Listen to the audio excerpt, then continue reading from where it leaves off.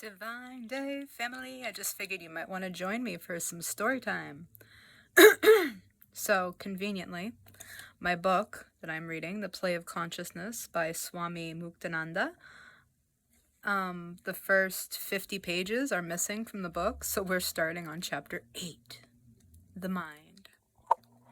Man has many means for finding God in his life. The mind is one of the very highest and most valuable. We can acquire everything in the world, but once the mind goes, it is difficult to get it back. For this reason, Indian culture has evolved different methods to make the mind strong, stable, pure, powerful, and able to grasp truth for long periods. The different spiritual practices, chanting, mantra repetition, and contemplation of God are all of worship of the mind. Once, a big industrialist came to see my Guru Dev Nityananda. The man had to have 2 servants, 2 nurses, and a doctor to look after him because he had become a mental case, lost his mind. Through constantly working his mind, he had made it completely blank. His intellect and thought pulsations had been destroyed, and sleep had left him. He had gone mad. Only one thing had gone, his mind. But as a result, he had ceased to exist. He owned many cloth mills, a sugar factory, and other factories, and he had once been a man of great prestige and honor. But because his mind had turned against him, because the Lord of his mind had left him, even though he was living, he was as though dead. With the aid of his mind alone, with its grace and friendliness, he had run a big concern in India and abroad.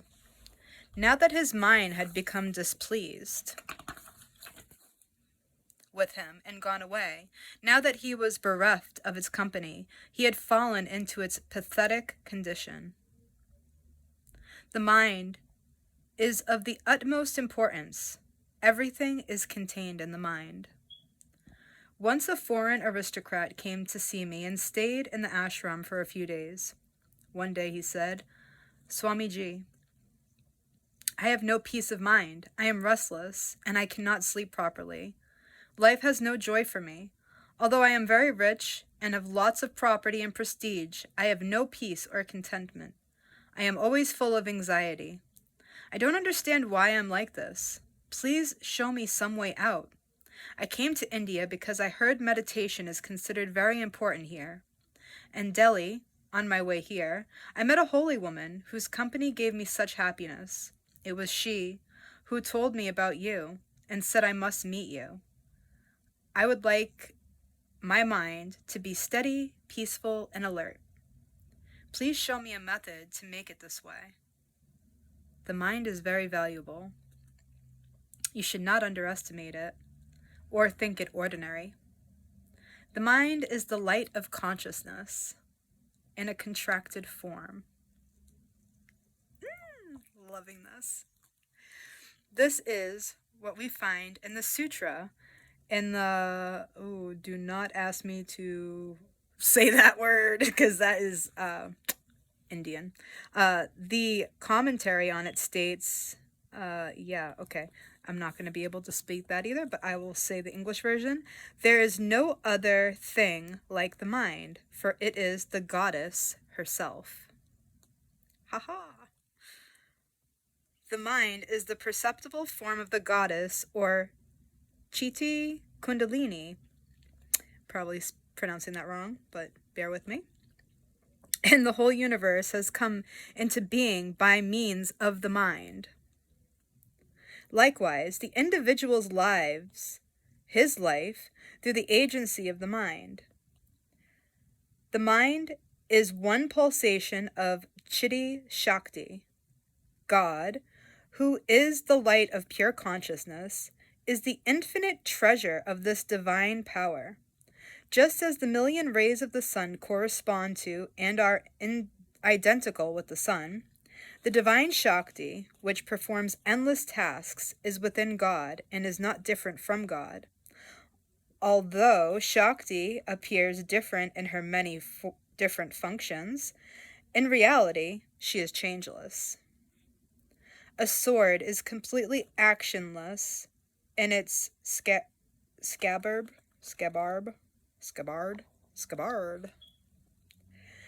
Only in battle is it used for cutting or piercing. In the same way, Chitti, I'm probably saying that wrong, becomes the mind, so that the individual soul may experience the fruit of its karma. Don't despise the mind or think of it as an ordinary thing. If you think uncontrolled, useless, unwholesome thoughts, if you brood on sin all the time so that you make the mind's state impure, if you get it involved in argument and counter-argument, you will be doing the sadhana of a terrible hell. God dwells within you in the form of the mind, and he brings you the fruit of your actions. Can you think of any secret action of yours that remains hidden from God? This is why you should meditate. This is why you should contemplate the Guru with deep feeling. The mind bears fruit according to your thoughts. From the mind can come peace, illusion, intelligence, quick-wittedness. The blessing of the mind can make you a poet, an intellectual, an artist, a musician, or a yogi. You can earn a degree with it, or you can attain samadhi with it.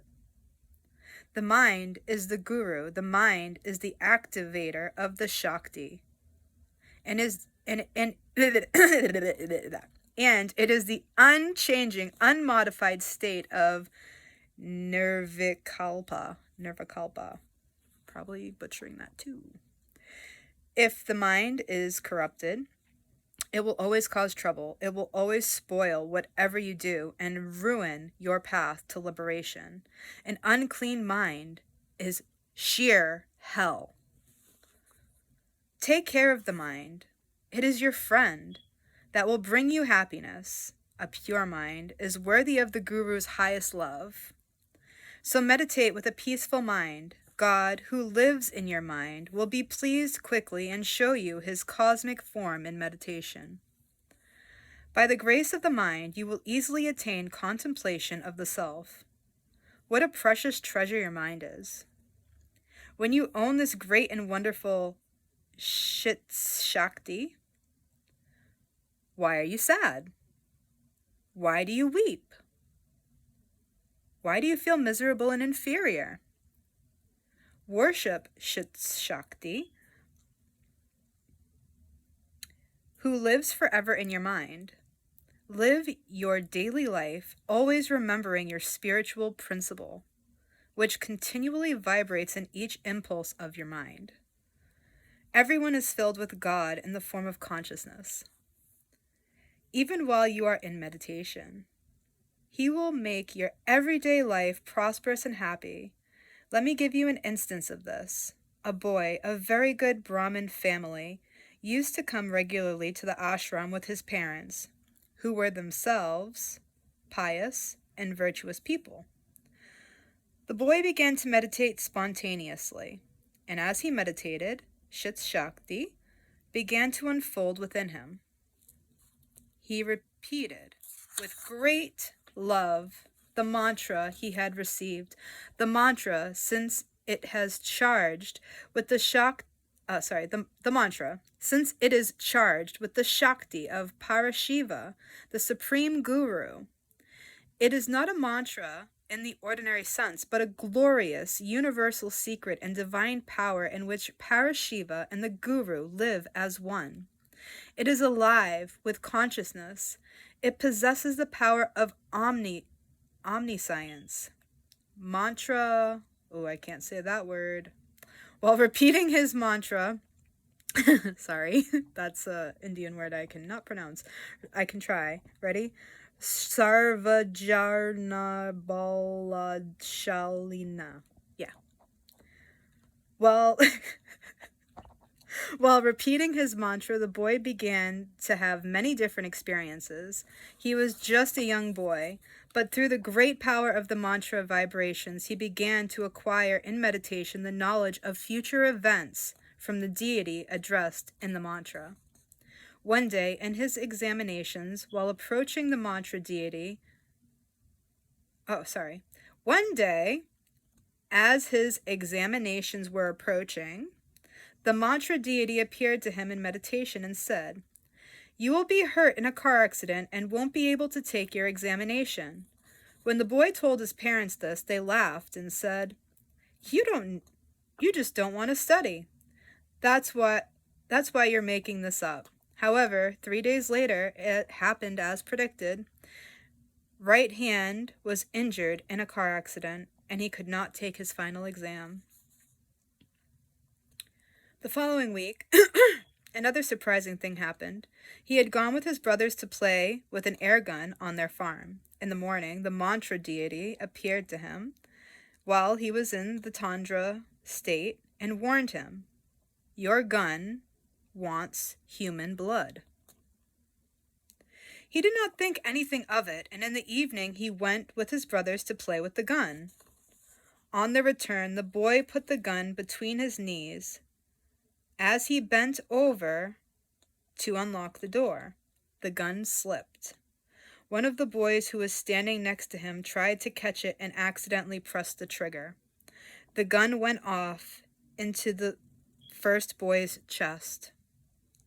The wound, which was near his right lung, was 2.5 inches long. However, because he went into meditation, he was not in the least disturbed. He was absolutely calm and still. As he was being taken to the doctor, the mantra deity again appeared before him and told him certain secrets. Even though he was wounded, he noted them down and later gave them what he had written. He was operated on by the doctor. The injury could have been very serious, but Parashiva was protecting him. Oof, full body goosebumps. After the operation, he started to feel the pain in his chest. He passed into the tundra state. There, a saint appeared to him and passed his hand over the boy's chest. The pain immediately went. From this, you can understand how beneficial and how worthwhile meditation can be in everyday life. Meditation is not only for spiritual life, it is also a great friend in the world. There is no doubt about this. It is not false.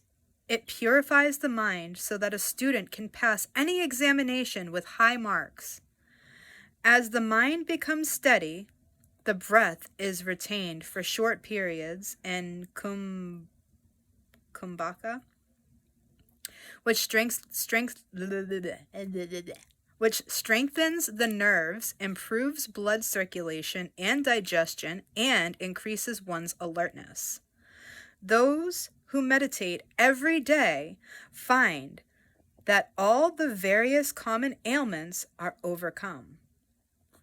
I know many boys and girls who have made great progress as a result of meditation, who have become vibrant, full of life, pure, and are very fine character.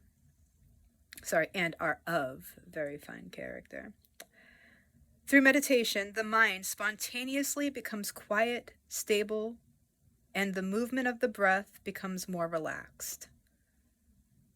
When you find peace within, a new excitement breaks forth in your life. That was like music to my soul. I love you guys.